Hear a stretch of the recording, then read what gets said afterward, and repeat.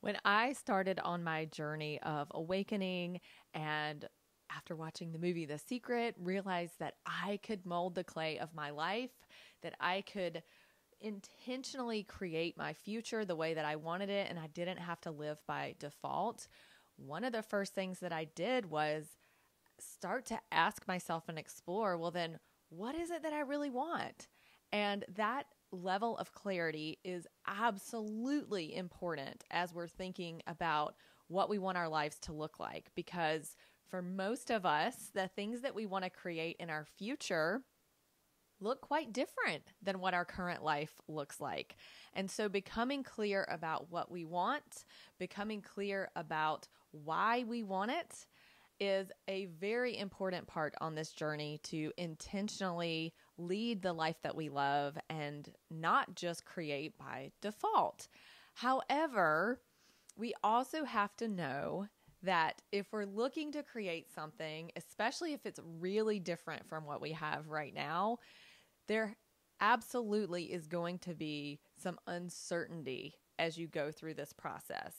So what happens is the brain loves the idea that I'm putting some new goals and some clarity out there, but then it gets really uncomfortable because it's not something that I've done before. And so it starts to freak out a little bit. And that sense of freak out that we have leads us to feel uncertainty. It leads us to feel confused. It leads us to question what the hell we're doing and why would we ever want to go outside of our comfort zones anyway, because it's just so incredibly uncomfortable. Like I mentioned on the show yesterday, and I've mentioned several times on the show before, our brain bases everything in the now on what it's experienced in the past. So when we come up with those new goals, while we may feel initially excited and invigorated, our brain will quickly start to say, oh my gosh, well, if you've written that down and that's something you want to create, I've got to get to work on that.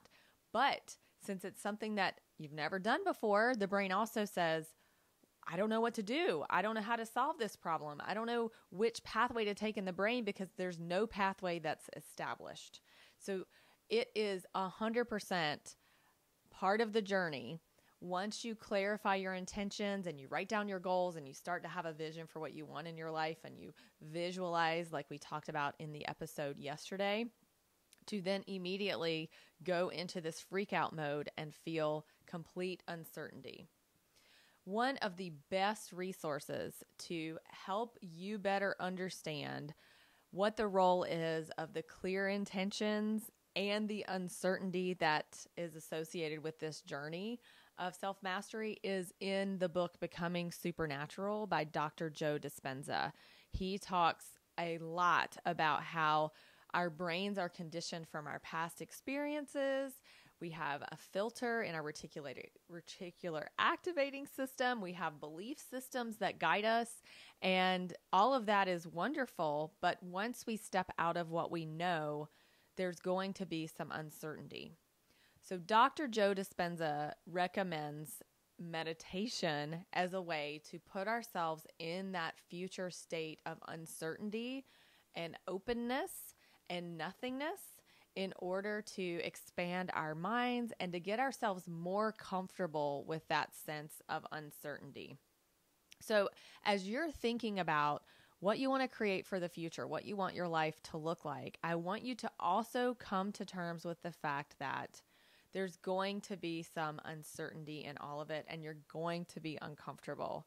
And for some people, that's okay. They're less risk averse, and they're more okay with the whole uncertainty. And in my Hogan profile that I do with all my clients, those would be people that are low security and don't need that safety net there underneath them.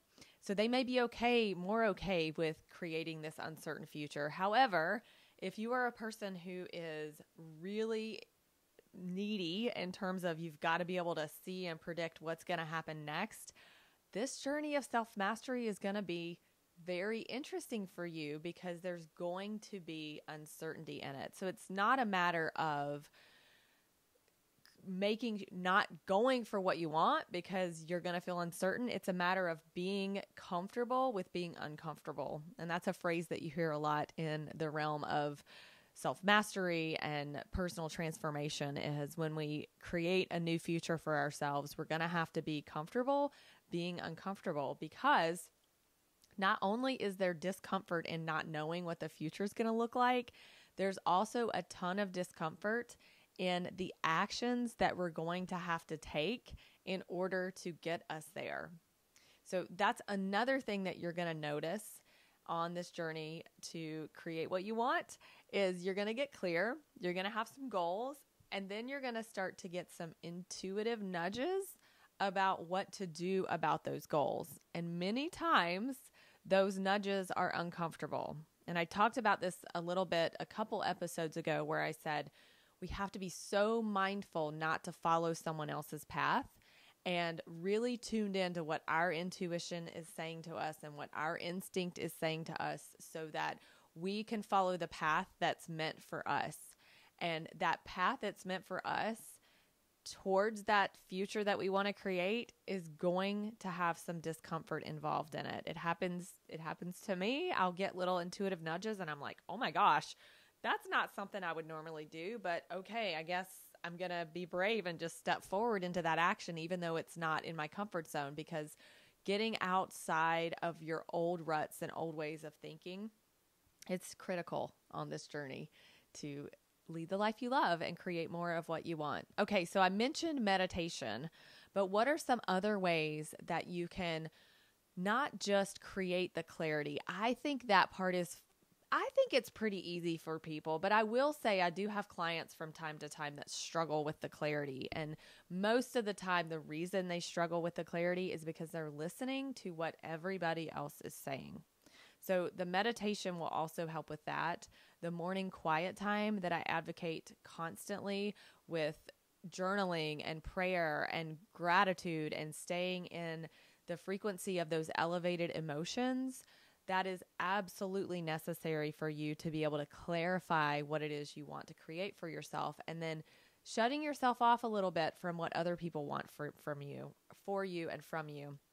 If people want to give you advice, or you're going to look on social media and think you should do it the same way that somebody else did it, ignore that as much as you can and start to tune into your own instincts. You won't get those nudges immediately necessarily, but the more you spend time in quiet reflection and contemplation, you'll start to hear those nudges more readily. Okay, so quiet time and meditation. And then the last way that we can get into this feeling of uncertainty and be okay with it is to just trust in source, or trust in God.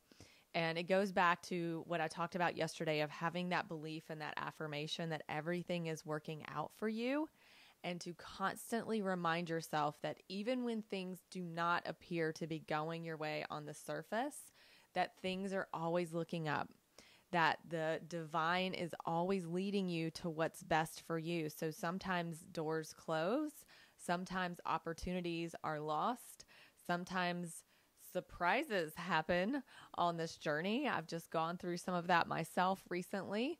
However, the divine is always working with and for you. And the more that you will spend time connecting with the divine, so whatever that looks like for you, for me, it's my morning quiet time. It's attending worship on Sundays. It's being out in nature. So however you can connect with God, the more you can do that, the more you will be able to trust that all is well and that everything is working out in your favor. All right, so just to wrap up from this week of talking about paradoxes, I want to say that in the confusion of all the different things that we hear as we're learning to be our best selves, and we're growing and we're hungry to create this new future for ourselves, the one thing that we can be mindful of all the time in the here and now is our energy and our emotions. And if we will focus our attention on how we want to feel in the future when we do create all the things that we want to create, if we will feel that in the now and be fully present in this moment, that is where all of our power is. And it sounds so simple, but it's not something that comes easily to most of us. And so I invite you, as we wrap the week this week, to fully immerse yourself in whatever the emotion is that you want to feel as you create the future that is full of all of your desires and the manifestations that you want, and truly immerse yourself in whatever activities you can and whatever sensations in your body that you can to connect with that. Because remember, like we said yesterday, imagination is more important than knowledge, and feeling good in the here and now is your superpower. All right. Thanks for listening today, and I look forward to having you back on the show next week.